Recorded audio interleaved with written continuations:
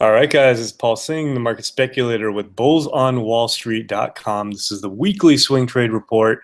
We're about 25 minutes into the open today.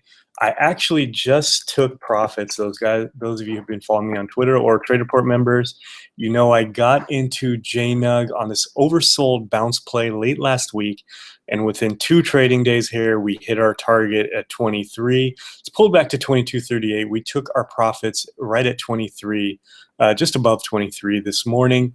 Really nice trade. We actually had this trade very similar trade here in oil early August, and now we got one in early September here with JNUG, but the exact same setup, oversold bounce showing strength. If you follow the blog on Bulls on Wall Street, you've seen this article we did here on how exactly we traded it. And again, we have it in JNUG again here. Now, there's still some room to the upside. What I'm going to do here on JNUG is see if I can get a little pullback and a show of strength, and I might re-enter. Otherwise, I could wait for a break of the moving average here, but still looking really strong here, but too much profit to give up at this point. Let's look at SPY here to set up our week. We're back up over the 9. Feels like we've been in quicksand here for the last month, just kind of trailing this 9, waiting for the breakout of 220 or the breakdown of the 50-day moving average. And this is what's going to set our biases up here. If we break below the 50, I'll look to start shorting actually for a potential pullback to the 200-day. If we break out over 220, that sets us up for a run to the upside. Now, we are positioned a little bit to the long side here. You can see these are the long positions we've got here, but not too aggressive on these. And Netflix is actually just about to hit our target here at 100. We're at 99.34. ACIA, the IPO, we're going to talk about IPOs real quick here.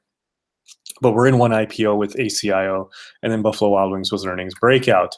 A couple of other sectors we're interested in right now. We've got a number of them, but new ones on the radar are financials, which are finally starting to wake up after a long time, and semiconductors. So pay attention to stocks within those sectors. In the trade report, we're watching those on a daily basis, and we've got a bunch of stocks on our focus list from this sector here.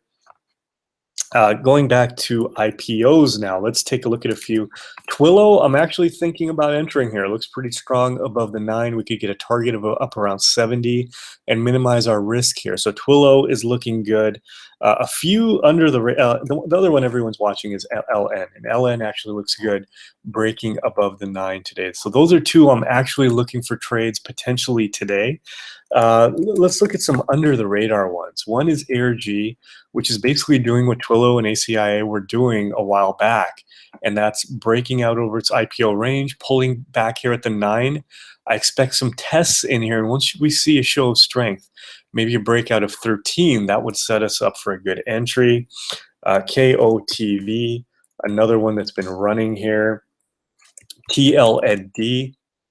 This one's a little lower volume, so it's a little bit risky, but if it does start to show some strength, I would expect volume to come in. We can see it's been all the way up around 2 million here. So not looking to trade it now, but keep TLND on your radar, keep FHB on your radar, and keep MEDP on your radar.